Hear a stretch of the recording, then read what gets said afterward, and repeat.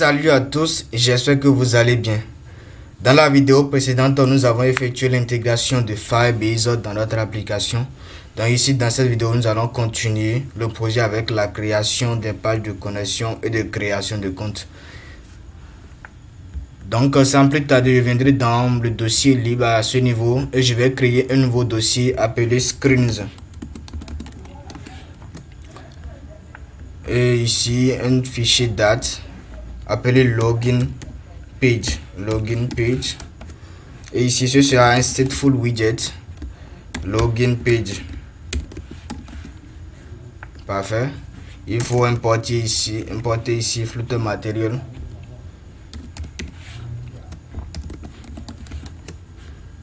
Et ici, je vais retourner un scaffold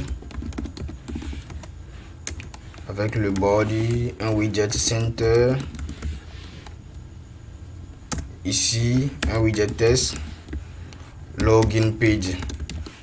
Ce sera le point de départ de notre application. Donc, je viendrai à ce niveau, au lieu de home page, ce sera directement login page dans le main.date. Nous allons redémarrer ceci. Bien. Alors, si on revient sur notre application de départ, on voit que sur notre page de connexion, nous avons déjà une image, un test ici, le formulaire, le bouton et ensuite le point de direction. Donc je viendrai ici, me rendre sur la page de connexion à ce niveau. Et ici, au lieu de retourner center, je vais retourner widget column.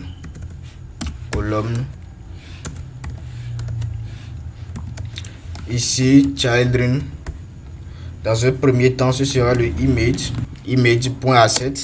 Si vous vous rappelez, notre image est contenue dans le dossier image et ici il faut obligatoirement configurer asset à ce niveau dans le fichier pubspec.yaml. Si c'est bien fait, alors nous allons spécifier ici image et ici firebase.png.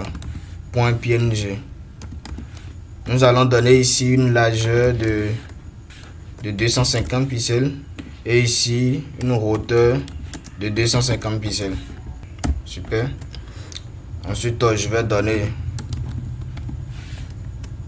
un peu d'espace de 10 pixels. Ensuite, ce sera ici le test widget Firebase Cred. Super. Nous allons voir ce que ça donne. Bien, donc c'est ce que ça me donne déjà. Vu qu'on aura manipulé plusieurs widgets de test au sein de notre application, nous allons ici créer des widgets de test réutilisables. Alors pour ça, je vais créer dans le dossier libre un nouveau dossier appelé widgets. Ce dossier contiendra alors les widgets réutilisables que nous aurons au sein de notre application. Donc je vais créer un fichier pour les widgets, les tests en gras. Big, donc ce sera des big tests et ici ce sera un stateless widget appelé big test. Il faut importer Flutter Material. Ensuite ici il faut retourner un widget test. Donc c'est ici qu'on va configurer tout. Dans un premier temps, on aura besoin de quelques attributs afin de rendre notre test bien réutilisable. Dans un premier temps, ce sera le widget test.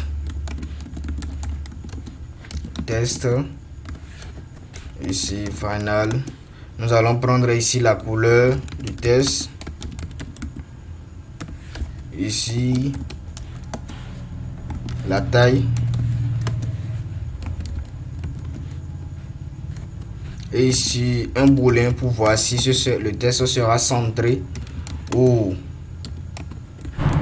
non centré. Ensuite, un autre booléen pour voir si notre test sera souligné ou pas. Donc, underline. Je vais faire underline tout simplement. Et ici, je vais dire que le test, lui, c'est obligatoire. Oui, le test sera obligatoire. Ensuite, nous allons donner une couleur par défaut. La couleur noir par défaut. Et ici, une taille par défaut aussi.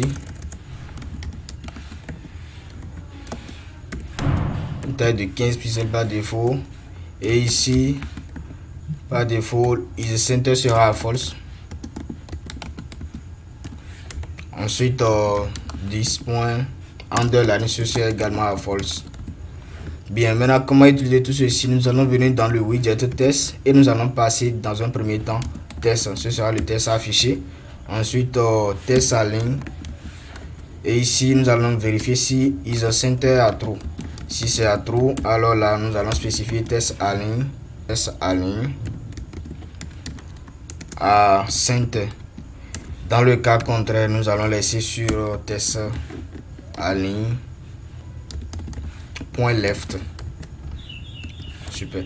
Maintenant, dans le style ici, test style bien sûr, nous allons donner la couleur qui sera pris et ici le font size, ce sera size.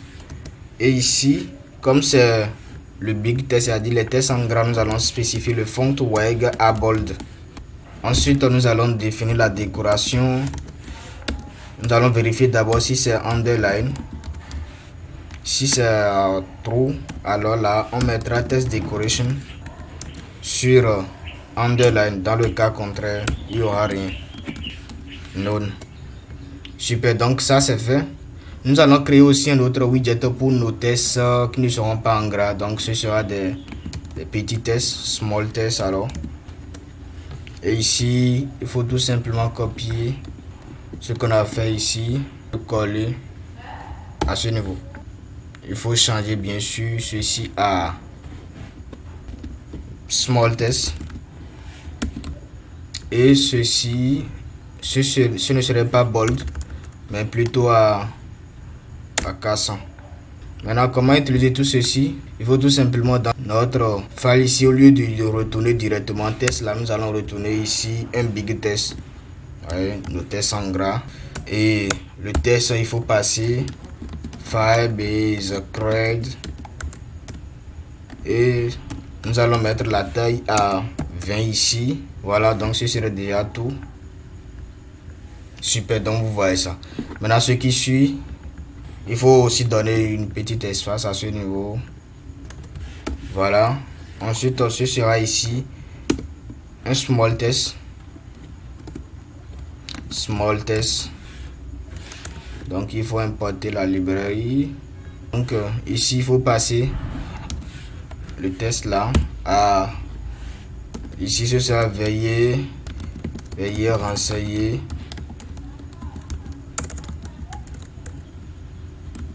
Vos informations afin de vous connecter.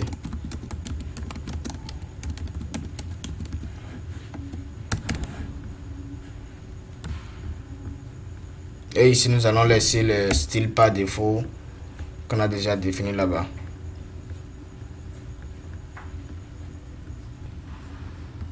Nous voyons que notre test est beaucoup plus collé à notre écran ici. Donc ce qu'il faut faire là, c'est de venir dans notre fichier et ici et arriver ici. Il faut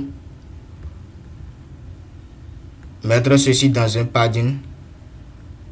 Nous allons mettre notre colonne dans un padding et le définir de façon symétrique, donc verticalement et horizontalement. Donc de façon verticale, je mettrai padding à 40 et ici de façon horizontale ce sera 15.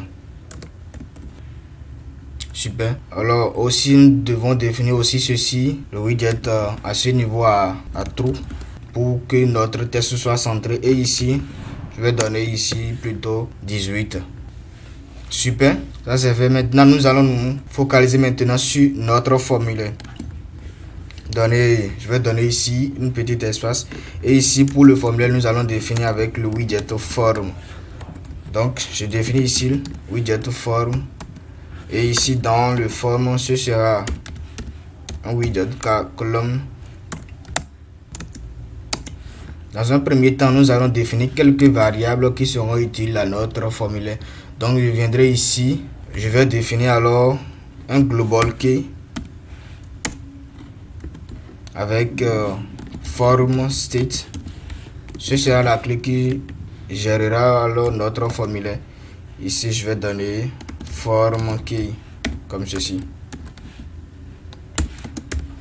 Un global key. Form state. Et ici, nous allons définir des contrôleurs. Des contrôleurs qui vont gérer nos champs alors. Donc ici, je vais définir un contrôleur, test editing controller. Editing controller. Celui de l'email à ce niveau. Ce sera ici, test editing controller. Comme ceci. Et ici un autre, ou tout simplement je vais copier-coller. Et ici, ce sera ici password controller. Voilà, donc nous allons venir dans notre formulaire ici et nous allons passer la clé du formulaire à form key. Ensuite, arriver dans le children à ce niveau. Nous allons spécifier ici test et test form field. Voilà, test form field. Et ceci, ce sera le contrôleur. Son contrôleur sera celui de l'email, email controller. Et à ce niveau, nous allons définir la décoration, input decoration. Nous allons renseigner le hint test à entrer votre email. Entrez votre email. Nous allons voir déjà ce que ça nous retourne. Super, donc vous voyez déjà, ici je vais donner ceci à 20. Ça c'est déjà le champ de l'email. Maintenant nous allons essayer de valider alors ce champ. Donc pour la validation ici, nous allons prendre la valeur qui est renseignée. Et ici, nous allons retourner un test, mais ce sera en fonction de l'erreur qu'on aura ici. Nous allons voir ici si le test est toujours nul, le champ est nul, ou si la personne a renseigné tout simplement une chaîne de caractères vide. Voilà, comme ceci. Donc nous dirons que si c'est ça, nous allons retourner ici. Veuillez rentrer votre email. Ou tout simplement, si tout est bon, on retourne tout simplement nul. Donc ça c'est celui de l'email. Je vais également faire pour le password. Dans un premier temps, il faut donner ici un peu d'espace. Copier ceci. Coller là. Ensuite, je vais copier ça et le coller à ce niveau. Mais ici, ce sera password controller. Et arrivé ici, ce sera veuillez entrer votre mot de passe. Et pour la validation, ce sera ici veuillez entrer votre mot de passe. Super. On a ici notre champ. Voilà, ici on a une erreur de taille. Donc pour résoudre cela, nous allons rendre notre page scrollable. Donc ici je vais mettre notre colonne dans un single child scroll view. Et comme ceci notre widget sera scrollable. Arrivé à ce niveau, on voit que quand on renseigne le champ ici, le test est totalement affiché, alors que pour les mots de passe, nous devons cacher ça et permettre à l'utilisateur à ce niveau avec un bouton ici de l'afficher et de le cacher aussi à sa guise. Donc pour faire ça, nous allons définir ici un booléen qui sera isObscure et ce sera true par défaut. Et donc arrivé dans le test form field du password,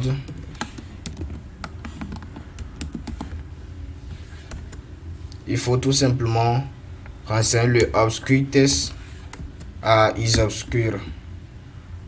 Donc quand on fait ça maintenant, nous verrons que notre test est bien caché. Alors maintenant, comment pouvoir mettre en place l'icône à ce niveau pour pouvoir afficher et cacher à nouveau. Donc pour ça, nous allons venir dans le icon decoration à ce niveau. Et ici, je vais mettre le suffixe icon à icon button. Icon button, il faut passer le on-press à ce niveau. Ensuite, l'icône. Ici, nous allons faire icône. Et pour l'icône qui sera affichée, nous allons essayer de voir ça avec IsObscure. Au moment où ce sera caché, alors nous allons afficher. Quand ce sera IsObscure sera true, nous allons afficher plutôt l'icône de visibility. Visibility. Pour demander à ce qu'il s'affiche. Et ici, dans le cas contraire, nous allons définir l'icône de visibility of outline. La couleur, je vais mettre ça à deep orange.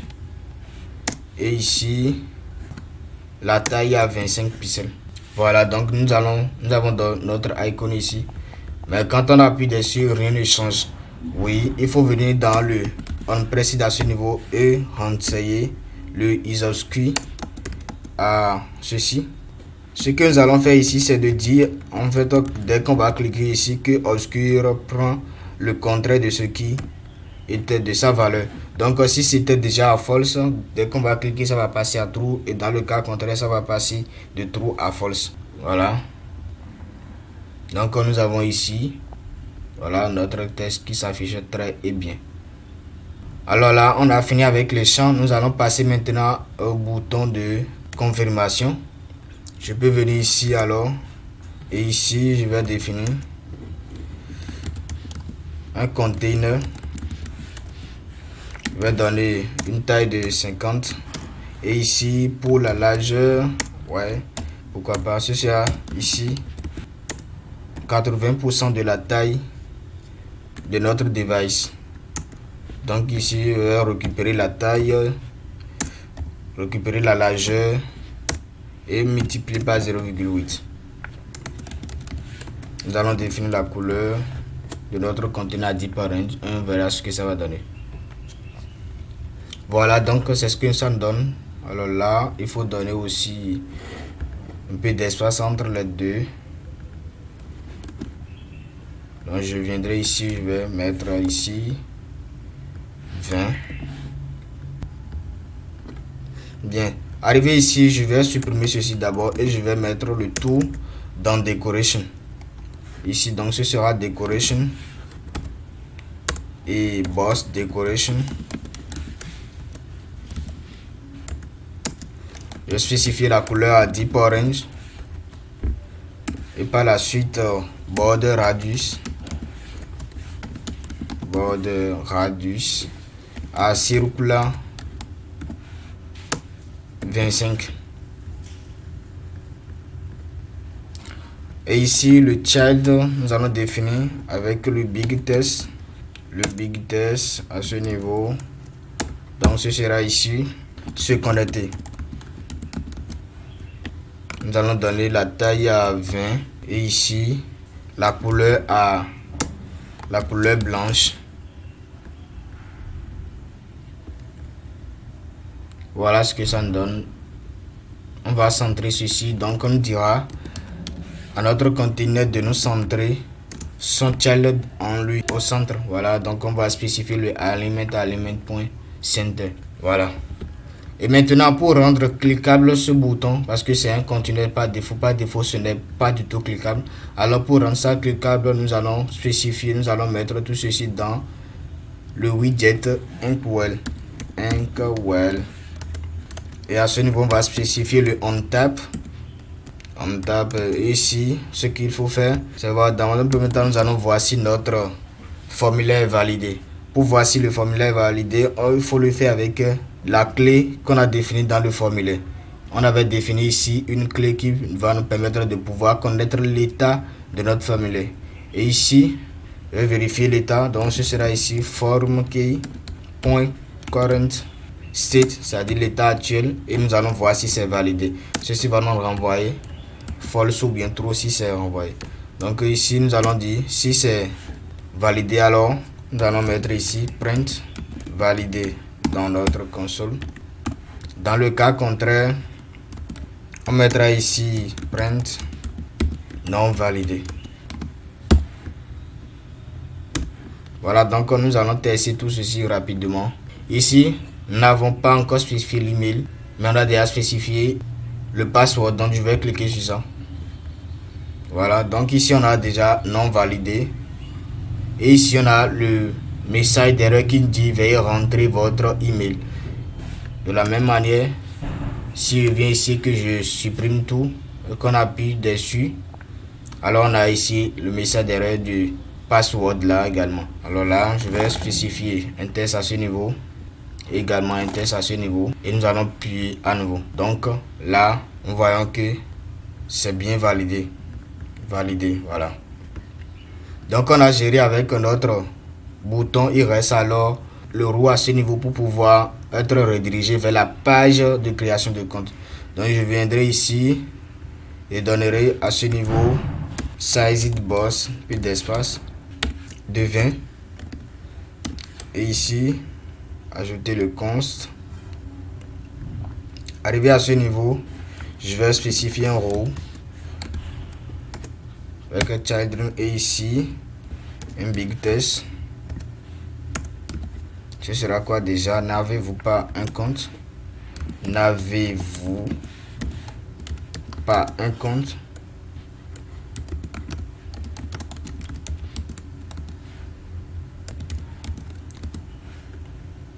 Et nous allons laisser le style par défaut.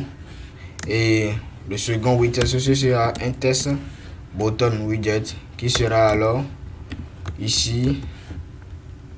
On laisse d'abord le on-pressing, et dans le chat ce sera un big test aussi, un big test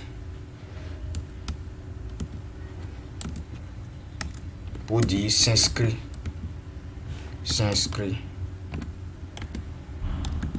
Et ici nous allons spécifier la couleur à deep orange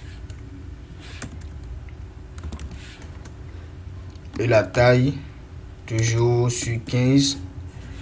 Et ici nous allons définir le underline là ici à true pour que notre test soit plutôt sonné. Voilà ce que nous avons. Alors je vais donner la propriété main assist alignment à space between. Ainsi il y aura d'espace entre nos deux widgets seront espacés l'un de l'autre. Bien, donc arrivé ici, qu'est-ce qu'on va faire? Nous aimerions à ce que quand on va cliquer dessus, on puisse aller sur la page de la création de compte. Donc ici ce sera navigator.push,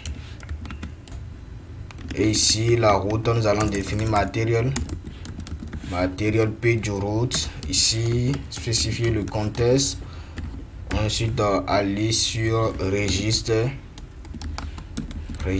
page. Et bien, nous n'avons pas encore register page, alors qu'est-ce qu'il faut faire? Nous allons créer ça, un date file ici, register page.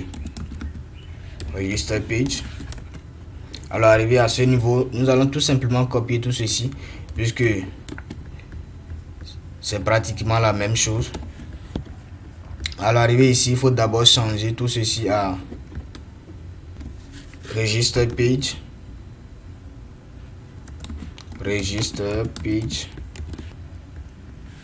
Arrivé au niveau, nous devons disposer les contrôleurs sur nos différentes pages. Alors là, je vais d'abord faire pour ceci dispose, et ici on doit disposer notre email, et ici password également. Sur notre page de connexion, il faudra également faire cela. Donc ici dispose email.dispose, et ici password.dispose, password controller.dispose. Voilà, nous allons revenir ici et nous allons effectuer les changements qu'il faut. Donc ici, ce ne sera pas renseigner vos informations afin de vous connecter, mais plutôt afin de créer un compte. Voilà. Arrivé à ce niveau, ce sera s'inscrire.